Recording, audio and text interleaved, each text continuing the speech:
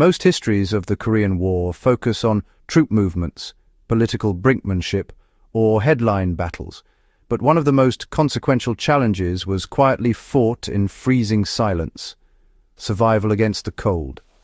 Soldiers frequently faced temperatures well below zero, and supply lines were often delayed, blocked, or destroyed. What many accounts overlook is that improvised tools often determined whether a unit held its position or was forced to withdraw. One of the most overlooked innovations was a small, portable stove, built from scraps salvaged from abandoned equipment, ration tins, and even artillery casings.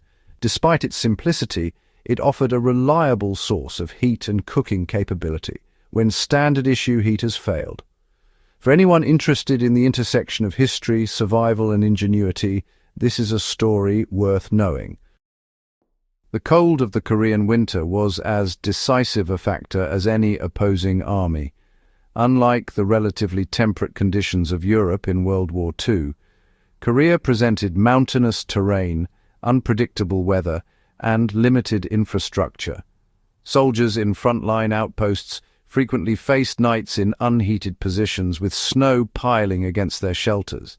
Conventional heaters, while distributed in theory, were often ineffective in the field, too heavy to transport over mountain trails, too dependent on consistent fuel supply, or prone to malfunction in sub-zero conditions. In this environment, improvised solutions became not just practical but essential. The pocket stove, a compact metal box capable of burning wood, coal, or ration scraps, provided a level of autonomy and reliability that formal equipment rarely matched. The design of this stove reflects a continuity of battlefield innovation from World War II. During the Second World War, armies quickly discovered that a warm meal and a heated shelter could have as much impact on morale and combat effectiveness as an extra rifle or shell. Soldiers quickly recognized that such stoves were not just for warmth. They were tactical assets. Units that could maintain heat during harsh winters suffered fewer cold-related injuries, maintained better alertness, and could sustain positions that might otherwise have been, untenable. Commanders took notice, and over time, improvised heating solutions began to influence cold weather doctrine. Lessons learned from these experiences were later codified into manuals for winter operations. Always carry portable heating options, prioritize materials that can be scavenged locally, and plan for redundancy in extreme conditions. The reliance on improvised stoves highlights a larger lesson about logistical vulnerability in wartime. Modern equipment is only effective if supply lines remain intact. In Korea, convoys were frequently delayed by snow, enemy action, or rugged terrain. Troops had to accept that equipment issued by high command might not arrive on schedule or at all. Improvised stoves offered a hedge against this uncertainty. Soldiers learned to evaluate the environment, repurpose available materials, and maintain operational capability despite systemic failures. The principle here is honestly timeless.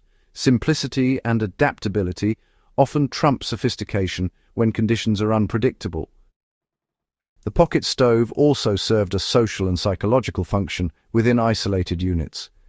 Soldiers gathered around these small fires not only to prepare food, but to maintain morale and cohesion. Shared warmth became a focal point of group identity and mutual support, which was critical in an environment where exposure and isolation could quickly erode discipline and effectiveness.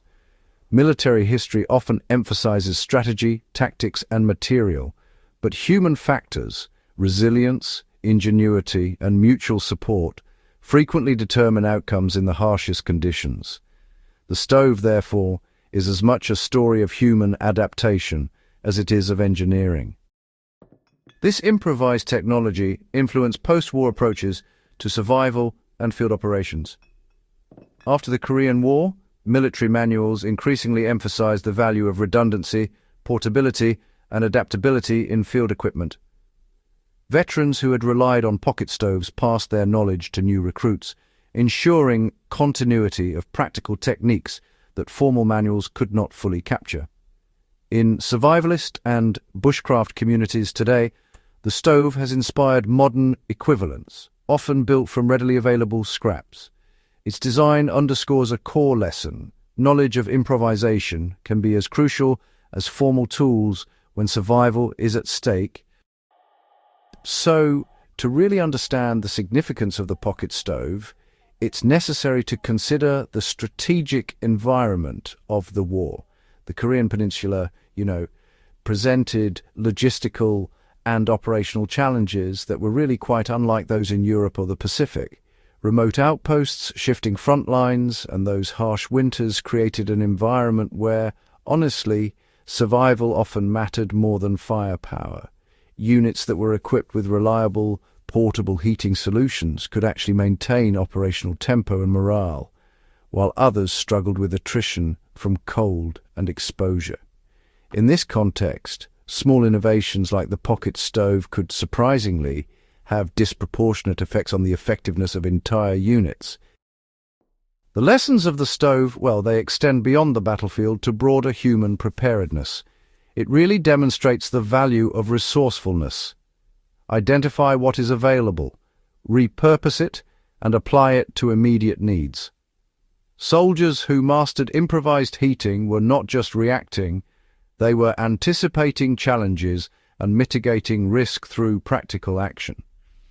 This approach is directly relevant to anyone considering survival strategies today, where reliance on external infrastructure may be risky or even impossible. The stove, in a way, embodies a philosophy.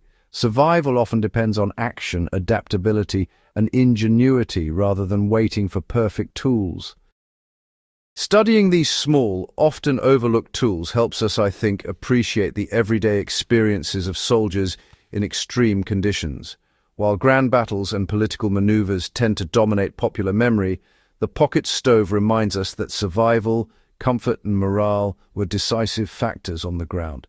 Material culture, objects created, adapted, or repurposed by soldiers, can illuminate dimensions of wartime life that conventional narratives sometimes overlook. These artifacts and the knowledge embedded in their use reveal how ordinary soldiers confronted extraordinary challenges. Remembering these innovations really matters because it deepens our understanding of human endurance, ingenuity, and historical continuity. The pocket stove may seem modest, but it represents a convergence of necessity, resourcefulness, and experience. It reminds us that technology alone does not guarantee survival. Human adaptation, observation, and practical knowledge remain absolutely critical. For historians, survivalists, and anyone interested in how human ingenuity meets environmental and logistical challenges, the lessons are clear and enduring. If this deep dive into overlooked wartime innovation resonates with you, go ahead and subscribe to Backyard Wisdom and share this video. By exploring history through the lens of survival, adaptation, and ingenuity, we uncover lessons that remain relevant for understanding both past conflicts and contemporary challenges. The story of the lost World War II pocket stove is a reminder that sometimes the simplest tools carry the most enduring lessons.